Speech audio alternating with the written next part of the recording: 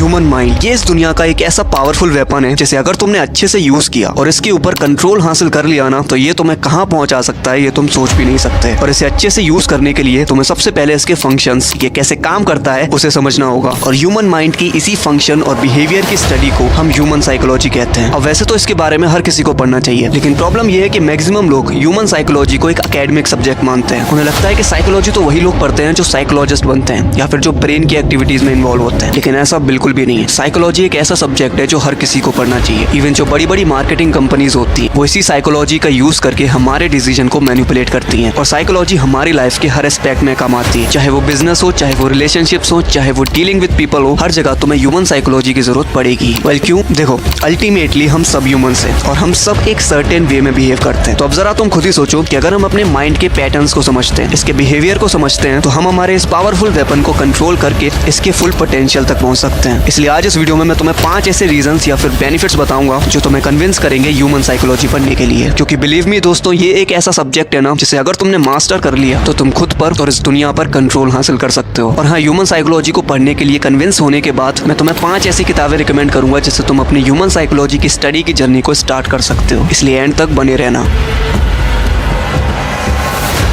Reason number 1, to understand ourselves. Human psychology पढ़ने से हम हमारे थॉट्स, इमोशंस और बिलीव्स के मिरर रिफ्लेक्शन को देख पाते हैं। हम ये समझ पाते हैं कि हम जैसा बिहेव करते हैं वो क्यों करते हैं। और ये चीज बड़ी ही पावरफुल है, क्योंकि अगर तुम ये समझते हो कि तुम किसी भी सिचुएशन में जो भी एक्शन लेते हो वो क्यों लेते हो, क्यों ऐसा बिहेव करते हो, तो तुम नेक्स्ट टाइम अपने बिहेवियर को कंट्रोल करके उसे पॉजिटिव डायरेक्शन में भी ले जा सकते हो। नहीं समझ में आया ना? फटोरो मत, चलो एग्जाम्पल से देखो। हम में से मैक्सिमम लोग घर पे तो शेर बन के कुछ भी बोल देंगे, लेकिन जब बारी आती है स्टेज पर कई सारे लोगों के सामने बोलने की, तो हमारी बोलती बंद हो जाती है। और इसके पीछे कई साइकोलॉजिकल रीजंस हैं। तो अब इमेजिन करो कि अगर तुम उन रीजंस को समझते हो, तुम ये समझते हो कि स्टेज पर जाने से तुम्हारे ब्रेन में क्या बिहेवियर पैदा होते हैं, तो नेक्स्ट टाइम तुम इस चीज को कंट्रोल भी कर सकते हो। और सिर्फ यही नहीं, अगर तुम अपने दिमाग के पैटर्न्स को समझते हो, खुद को समझते हो, तो तुम अपनी इस लाइफ को चेंज भी कर सकते हो। और मैं ये हवा में नहीं कह रहा हूँ। ओफ्रा विनफ्रे, जो एक फेमस अमेरिकन होस्ट और एक टेलीविजन प्रोड्यूसर है, इनका बचपन काफी चैलेंजिंग रहा था और सालों तक ये डिप्रेशन में भी रही है। लेकिन ह्यूमन साइकोलॉजी के कुछ प्रिंसिपल्स की मदद से इन्होंने अपनी लाइफ को पूरी तरह से चेंज किया है। और इंटरनेट पर तुम्हें बहुत सारे एग्जाम्पल्स ऐसे मिल जाएंगे जहां पर ह्यूमन साइकोलॉजी की मदद से लोगों ने अपनी लाइफ चेंज की है। Reason number 2, to become emotional intelligent. हम ह्यूमंस एक इमोशनल एनिमल्स हैं जिसमें कई सारे इमोशंस भरे पड़े हैं। और हम अपनी लाइफ में क्या और कितना अचीव करेंगे ये इस बात पर डिपेंड करता है कि हम अपने इमोशंस को कैसे यूज करते हैं। क्योंकि हर रोज हमें कई सारी ऐसी सिचुएशन से डील करना पड़ता है जहां पर हमारे इमोशंस हम पर हावी हो जाते हैं और हमसे वो करवाने लगते हैं जो हम लॉजिकली तो नहीं करना चाहते, लेकिन इमोशंस में बहकर कर जाते हैं। फॉर एग्जाम्पल, जब सुबह जल्दी उठना होता है और अलार्म बजता है तो लॉजिक तो कहता है कि उठ जा, लेकिन इमोशंस कहते हैं सो जा बाबू,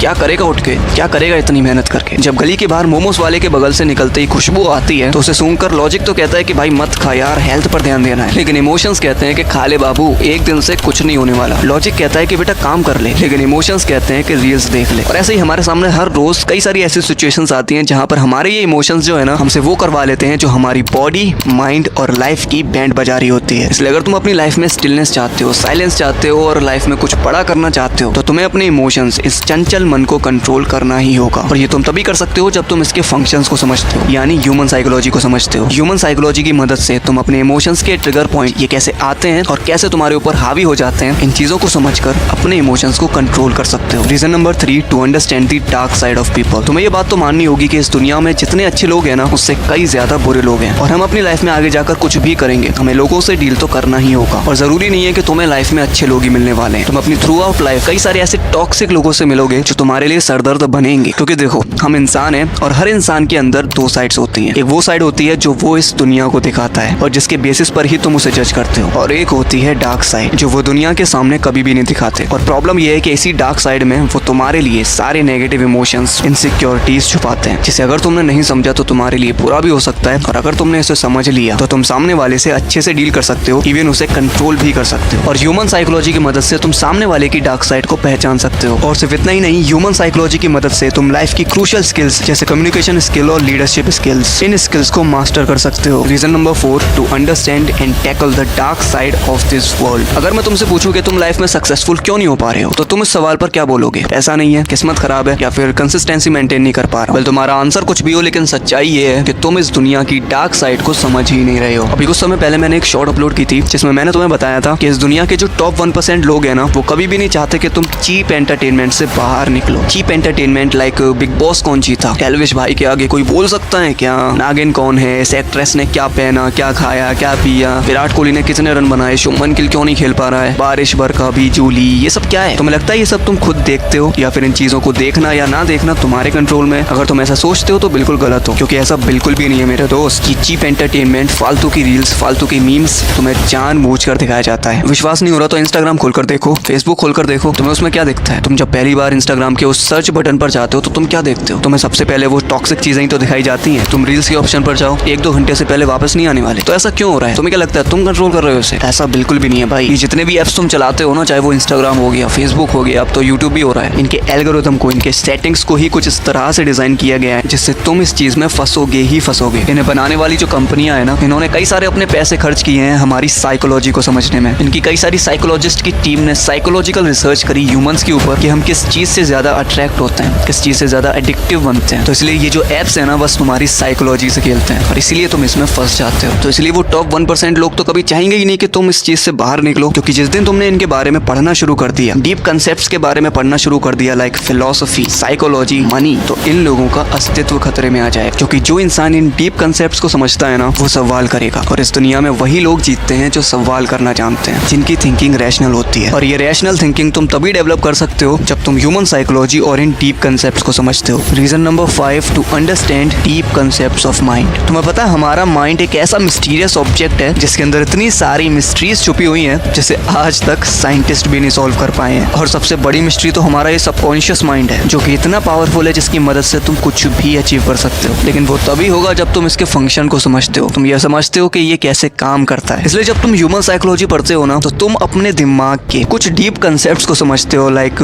पावर ऑफ विजुअलाइजेशन, जिसकी मदद से ही तुम सबकॉन्शियस माइंड की पावर का यूज कर सकते हो। What is sixth sense, the power of dreams, and the most powerful, the mystery of sex transmutation. अब तुम बोलोगे कि यार यहाँ पर सेक्स कहाँ से आ गया, ये तो पूरा फिजिकली होता है ना, लेकिन ऐसा बिल्कुल भी नहीं है। तुम्हें पता है सेक्स जितना फिजिकल है ना, उससे कई ज्यादा मेंटल है। ये एक ऐसी एनर्जी है जिसे अगर तुमने फिजिकल से मेंटल की तरफ ट्रांसफर करना सीख लिया ना, तो ये तुमसे बहुत कुछ करवा सकती है। इस दुनिया के जितने भी ग्रेट अचीवर्स हैं या ग्रेट लीडर हुए हैं, उन सभी ने इस आर्ट को सीखा है, चाहे फिर वो विवेकानंद हो या फिर अब्राहम लिंकन, मोहम्मद अली हो या फिर स्टीव जॉब्स, महात्मा गांधी हो या निकोला टेस्ला, इन सब ने अपनी ग्रेटनेस को अचीव करने का राज ना सेक्स ट्रांसम्यूटेशन को ही बताया है। वेल, ये टॉपिक थोड़ा सा बड़ा है, इसलिए बाद में कभी डिटेल में बात करेंगे इसके बारे में। तो यही थे वो 5 रीजंस जो तुम्हें कन्विंस करेंगे ह्यूमन साइकोलॉजी पढ़ने के लिए, और मुझे यकीन है तुम हो भी गए होगे। तो वेल, मैं तुम्हें 5 ऐसी किताबें बताने वाला हूँ जिससे तुम अपनी ह्यूमन साइकोलॉजी की स्टडी की जर्नी को स्टार्ट कर सकते हो। Number 1, the laws of human nature by Robert Greene. Number 2, thinking fast and slow by Daniel Coleman. Number 3, Sapiens by Yuval Noah Harari. Number 4, the power of your subconscious mind by Joseph Murphy. And number 5, think and grow rich by Napoleon Hill. अब अगर तुम्हें ये video powerful लगी और थोड़ा सा भी तुमने सीखा हो कुछ, तो एक लाइक जरूर ठोकना और सब्सक्राइब कर ही जाना, और शेयर करो इस वीडियो को अपने जैसे ही यंग लोगों के साथ, ताकि वो भी ह्यूमन साइकोलॉजी को पढ़ने की इंपॉर्टेंस को समझ सकें। मिलते हैं तुमसे अगली वीडियो में, तब तक के लिए जय हिंद।